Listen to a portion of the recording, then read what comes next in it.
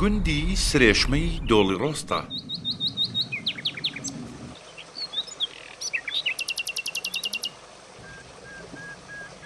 لە نێو سروشتێکی جوان و دەوردراو بەدار و درەختی بەرز و سەوز هەڵکەوتووە.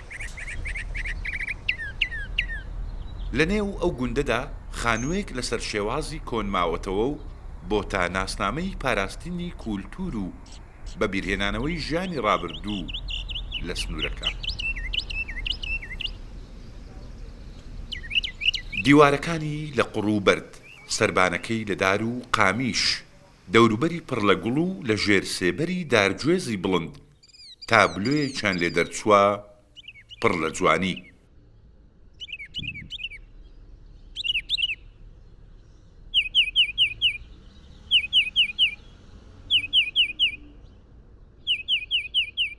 خانووەکە 50 ساڵە ماڵی مام حەسەنە، ئەو پیاوەی بە دەستی خۆی بنیاتی ناو تا ئێستا پاراستویەتی. ئەو خانە لە هەفتەکان دروستکرا کە دروستکرا ئەوەل جار بابووم وەستا بوو، دەدوایشدا هەر بە خۆم بوومە وەستا.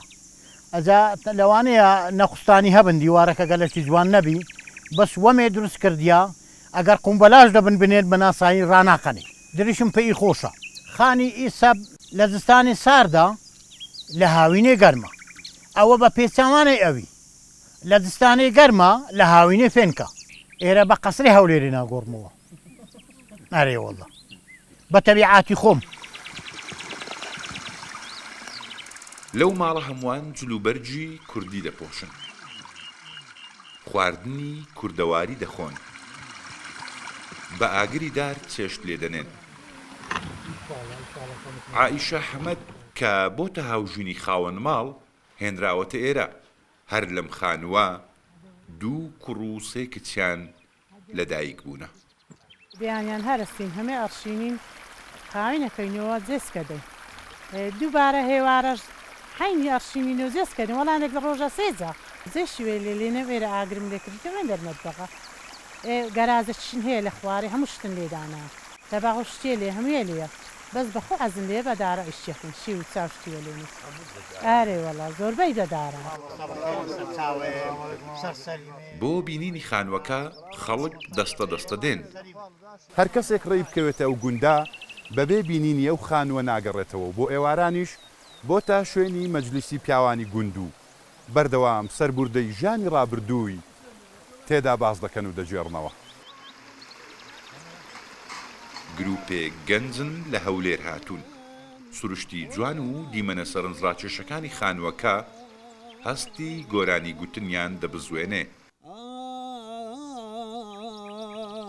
یا رسول الله یاری خۆم لێ عەزیزە بۆیە حەز لە مەرجێ نێو دەکەم. یاری خۆم لێ عەزیزە بۆیە حەز لە مەرجێ نێو دەکەم. چونکە بێهۆشم لە تاوی وامەزانە خەو دەکایم. شەوکە بێهۆشم لە تاوی وامەزانە خەو دەکایم. سافیاکایە فیمە بۆ دنیا و قیامایە دیاری خۆم. صافیاکایە فیمە بۆ دنیا و قیامایە دیاری خۆم. سیم لە باسی عالەمە هەیەر ذکری ناوی ئەو دەکایە. زۆر جار بەلێدەی شەوێدانێکین بەسی قەدیم و ئەو خانیانەکەن کو کراینە کو نەکراینە ئەنی ئەو قسەکردانە بەرەکەی. ئەمە لە 85 کەژنم هینە خانی قوڕ و بەردم هەبوو. پێم لە قەس لەژێ خۆشتر بوو تا بپارێزی زۆر شتەشی باشە بمینیلەوەی نەوەی دوواڕۆژ بزانین داخۆ ئەو خانە کو بێ و کو کرایە.